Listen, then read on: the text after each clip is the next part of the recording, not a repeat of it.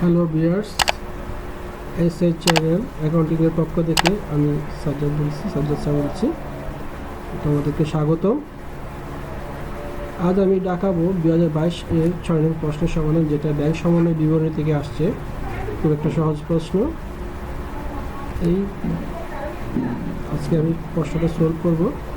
তো এখানে প্রশ্নে বলা হয়েছে ব্রহ্মপুত্র অ্যান্ড কোং এর 2021 সালে 31 ডিসেম্বর তারিখে নগদান বই অনুযায়ী ব্যাংক জমা উদ্বৃত্তর পরিমাণ ছিল 52,400 টাকা, কিন্তু ব্যাংক বিবরণীতে এর ভিন্নতা দেখা দেয়, যার কারণসমূহ নিম্নরূপ। পরিশোধের জন্য চেক ইস্যু করা হয়েছে 15,000 টাকা, যা উপযুক্ত তারিখের মধ্যে ব্যাংকে উপস্থাপিত হয়নি। আদায়ের জন্য ব্যাংকে 8,000 টাকা ও 12,000 টাকা দুটি চেক জমা দেওয়া হয়েছিল, কিন্তু উপযুক্ত তারিখে পর্যন্ত প্রথম চেকটির টাকা আদায় হয়েছে।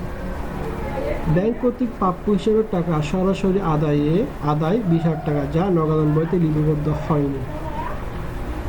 4 নম্বর বলা হয়েছে 8,000 টাকা একটি প্রাপ্য বিল 400 টাকা বাট্টায় ব্যাংকে বাট্টাকরণ করা হয়েছে, কিন্তু নগদান বইতে পূর্ণ মূল্যধারা ডেবিট করা হয়েছে।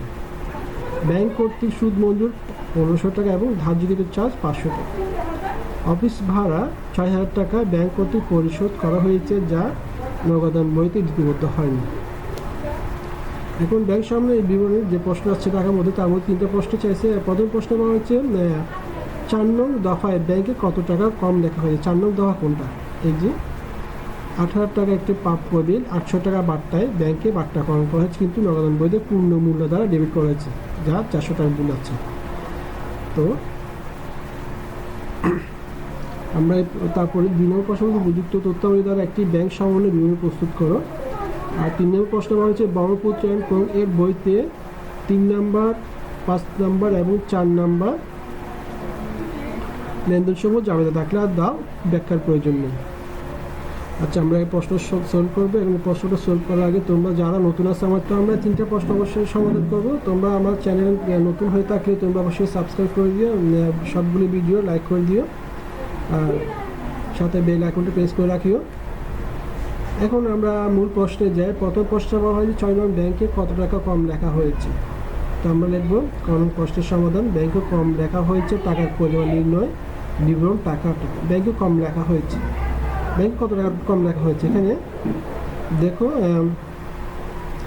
নগদান বইতে আমরা 8,000 টাকা একটা প্রাপ্য বিল 400 টাকা বাট্টায় ব্যাংকে বাট্টাকরণ করা হয়েছে, কিন্তু নগদান পূর্ণমূল্য 8,000 টাকা কি আমরা পুরোটা লিখে ফেলছি, কিন্তু ব্যাংকে কিন্তু 8,000 টাকা লেখে নেই। ব্যাংকে লিখছে কিন্তু বাট্টাটা বাদ দিয়ে, ডিসকাউন্টটা বাদ দিয়ে 7,600 টাকা ওই ব্যাংকে জমা হয়েছে।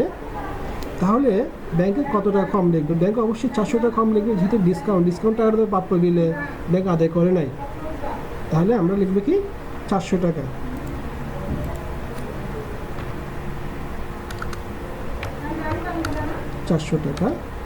কম লেখা হয়েছে, উত্তর দেবে কি কম লেখা হয়েছে 400 টাকা।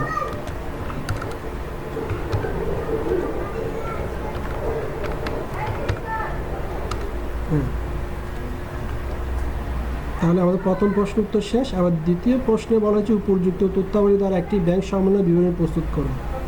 এই ব্যাংক সমন্বয় বিবরণী আমি এর আগে একটা ভিডিও দিয়েছি, তোমরা ভিডিওটা অবশ্যই দেখে নিও কীভাবে সহজ পদ্ধতিতে মানে ব্যাংক সমন্বয় বিবরণী প্রস্তুত করা যায়। তবু আমি দেখাচ্ছি ওটা আবার তোমাদেরকে। এই যে এইটা আমি এর আগে একটা ভিডিওতে আলোচনা করেছি, তোমরা ভিডিওটা একটু দেখে নিও। তো আমরা এখন আমরা এটার সাথে মিল রেখে আমরা অঙ্কটা সলভ করব। প্রথমে দেখো, প্রথমে বলা হয়েছে, প্রথমে লিখবে কি ব্রহ্মপুত্র অ্যান্ড কোং এর 2021 সালের ডিসেম্বর তারিখে নগদান বই অনুসারে ব্যাংক জমার বিবরণী। ব্যাংক জমা উদ্ধৃতি ছিল 52,000 টাকা। তাহলে লিখে ফেললে আমরা কি এরকম প্রশ্নগুলোর সমাধান। বিবরণ টাকা দিয়ে প্রথম লিখি নগদান বই অনুযায়ী ব্যাংক জমার উদ্ধৃত 52,000 টাকা, 52,400 টাকা, 52,400 টাকা লিখব। এবার যোগ লিখবো এবং বিয়োগ। এবার ঘরটা সাজাবো। এবার আসো, এখন পরিশোধের জন্য চেক ইস্যু করা হয়েছে 15,000 টাকা, যা উপযুক্ত তারিখের মধ্যে ব্যাংকে স্থাপিত হয়নি পরিশোধের জন্য। তাহলে দেখো পরিশোধের জন্য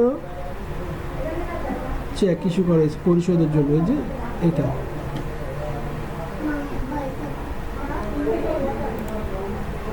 চেক ইস্যু করেছে, তাহলে আমরা কি পরিশোধের জন্য চেক ইস্যু করেছি 15,000 টাকা, তাহলে অবশ্যই আমরা সেটা কি নগদান বইতে কিন্তু কি ক্রেডিট করে এটা কমে ফেলছি, ব্যাংক জমা কমে ফেলছি ব্যাংক জমা বিবরণী থেকে।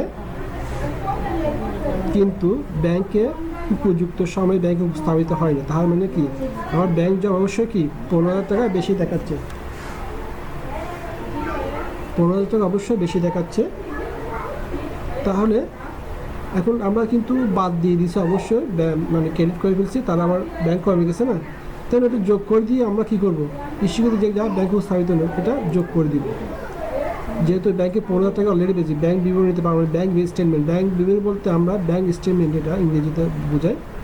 তো এখানে দেখো ওই ব্যাংক স্টেটমেন্ট কিন্তু 15,000 টাকা কাটে নাই, কিন্তু নগদে আমরা কেটে ফেলছি, কিন্তু 15,000 টাকা বেশি দেখাচ্ছে না ব্যাংক স্টেটমেন্টে, তাহলে যেহেতু বেশি দেখাচ্ছে ওটা আমরা বাদ দিচ্ছি, ওটা যোগ করে দেবে। ইস্যুকৃত চেক যা ব্যাংকে উপস্থাপন হয় নাই 15,000 টাকা যোগ করে দেবে।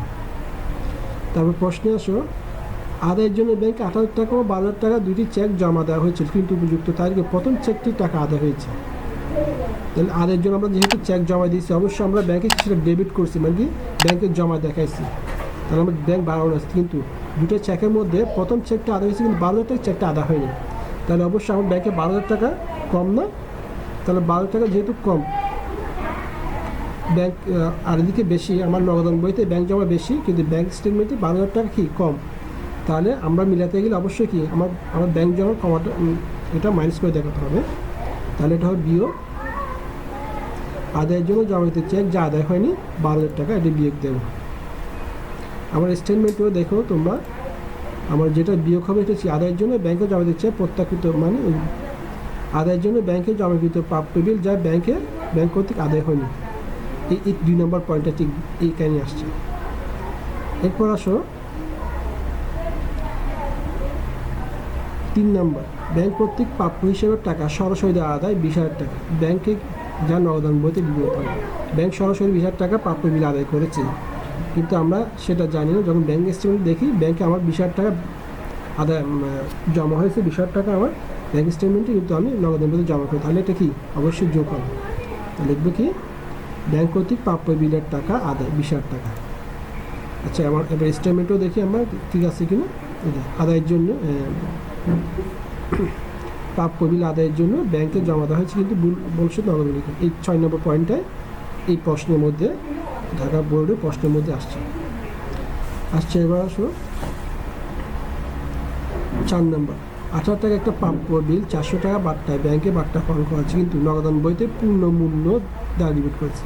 তাহলে 400 টাকা আমি নগদান বইতে বেশি জমা করছি না ব্যাংকে, কিন্তু ব্যাংকে তো 400 টাকা আদায় করে নেব, 400 টাকা কম দেখে 7,600 টাকা করছি, 400 টাকাটা কিন্তু দেখাই নাই অবশ্যই, তাহলে আমার ব্যাংক অবশ্যই 400 টাকা কম আছে। এখন নগদান বইতে কিন্তু ব্যাংকের জমা 400 টাকা বেশি আছে, তাহলে এটা বিয়োগ করে দিয়ে এটা ব্যালেন্স করতে হবে।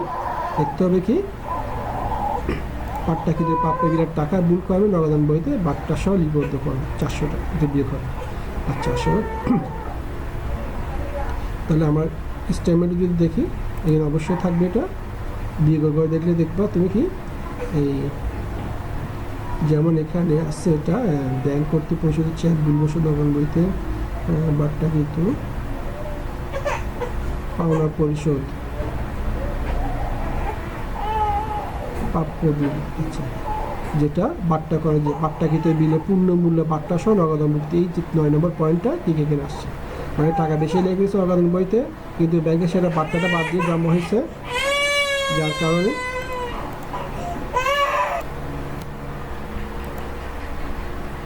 তাহলে 9 নম্বর পয়েন্টে বলা হচ্ছে বাট্টাকৃত বিলে পূর্ণ মূল্য বাট্টা সহ নগদান মুক্তি বাট্টাকরণে বাট্টার পরিমাণ লেখা হয়েছে সেটা বিয়োগ হবে। এরপর আসো 5 নম্বর, ব্যাংক কর্তৃক সুদ মঞ্জুর। ব্যাংক আমাকে সুদ দিয়েছে ব্যাংক স্টেটমেন্টে, কিন্তু ব্যাংক ব্যালেন্স আমার ব্যাংক জমা বাড়ছে, কিন্তু নগদান বইতের সাথে আমি লিখিনি, অ্যান্ড সেটা যোগ করে আমি বাড়াই নেব যে ব্যাংক কর্তৃক মঞ্জুরকৃত সুদ 1500 টাকা। আচ্ছা এরপর আসো তারপর ধার্যকৃত চার্জ, ব্যাংক চার্জ কাটছে আমার কাছ থেকে, সেটা মানে ব্যাংকের টাকা টাকা কাটছে, তাহলে আমার সেটা বিয়োগ করে কী লিখবো, ব্যাংক কর্তৃক ধার্যকৃত চার্জ 500 টাকা, মঞ্জুরকৃত সুদ 1500 টাকা যোগ হবে, ধার্যকৃত চার্জ 500 টাকা বিয়োগ হবে। ঠিক আমার স্টেটমেন্টে সেটাই আছে, যেটা আমি আগে আলোচনা করেছি ওটাতে আছে। দেখো ব্যাংক কর্তৃক ধার্যকৃত চার্জ বিয়োগ হবে এবং ব্যাংক কর্তৃক বিনিয়োগ সুদ আদায় বা ব্যাংক ধার্যকৃত ব্যাংক সেটা আদায়ের জন্য চেকের ভূমিকা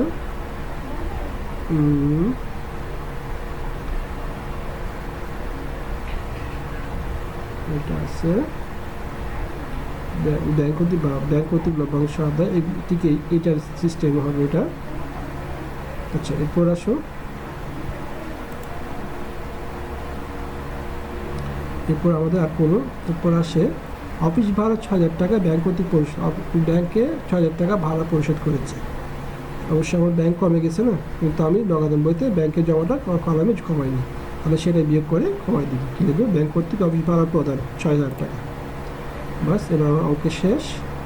এবার আমরা এগুলো যোগ করে 36,500 টাকা, এটা আর এটা যোগ করে 88,900 টাকা, এবং এগুলো যোগ করে 18,900 টাকা হবে। 28,900 থেকে 18,900 টাকা বাদ দিলে 70,000 টাকা, তাহলে আমার উত্তর হবে 70,000 টাকা। তাহলে আমার 2 নম্বর প্রশ্ন শেষ। এবার 3 নম্বর প্রশ্ন বলছে 3, 4, 6 নং লেনদেনের জাবেদা দাখিলে থাকো। 3 নম্বর জাবেদা হচ্ছে ব্যাংক কর্তৃক প্রাপ্য হিসাবের টাকা সরাসরি আদায়। তাহলে কী হবে, ব্যাংক কর্তৃক প্রাপ্য হিসাবের টাকা সরাসরি আদায়, তাহলে আমার ব্যাংক পাবো না, ব্যাংক জমা ডেবিট, প্রাপ্য বিল হিসাব ক্রেডিট। জাবেদা হবে কি, ব্যাংক হিসাব ডেবিট, প্রাপ্য বিল হিসাব ক্রেডিট, 20,000। আচ্ছা, এরপর আসো 5 নম্বর বলা হয়েছে কি, ব্যাংক কর্তৃক মঞ্জুরকৃত সুদ। তাহলে ব্যাংক মঞ্জুরকৃত সুদ কী হবে, ব্যাংক ডেবিট, ব্যাংক সুদ হিসাব ক্রেডিট, ব্যাংক হিসাব ডেবিট, ব্যাংক সুদ হিসাব ক্রেডিট, 1500 টাকা। 1500 টাকা। তারপর বলা হয়েছে যে 5 নম্বরে ব্যাংক ধার্যকৃত চার্জ 500 টাকা। তাহলে ব্যাংক কমে গেছে না, আমার ব্যাংক যেহেতু চার্জ করছে, তাহলে ব্যাংক চার্জ হিসাব ডেবিট, ব্যাংক হিসাব ক্রেডিট। দেখবে কি, ব্যাংক চার্জ হিসাব ডেবিট, ব্যাংক হিসাব ক্রেডিট, 500। এরপর আসো 6 নম্বর বলা হয়েছে অফিস ভাড়া 6,000 টাকা ব্যাংক কর্তৃক পরিশোধ। তাহলে আমার ব্যাংক কমে গেছেন, তাহলে অফিস ভাড়া হিসাব ডেবিট, ব্যাংক হিসাব ক্রেডিট। অফিস ভাড়া হিসাব ডেবিট, ব্যাংক হিসাব ক্রেডিট। তাহলে আমার পুরো জাবেদা হয়ে গেছে। এখানে এই জাবেদার যোগফল বসিয়ে 28,000 টাকা। তাহলে এই প্রশ্ন যদি কোনো না বোঝার থাকলে তোমরা অবশ্যই কমেন্ট বক্সে কমেন্ট করে জানাবে, এবং তোমরা অবশ্যই আমার চ্যানেল নতুন হলে আমার চ্যানেল সাবস্ক্রাইব করে দিও, এবং সাথে ভিডিওগুলো লাইক করে দিও এবং বেল আইকনটা প্রেস করে দিও। তাছাড়া আমি বিগত অনেকগুলো ভিডিও ছেড়েছি অ্যাকাউন্টিংয়ের উপর, বিভিন্ন বোর্ড কোয়েশ্চেনের উপর, এগুলো একটু দেখে তোমরা নিজে একটু সলভ করার চেষ্টা করবে। আজ এই পর্যন্ত, থ্যাংক ইউ।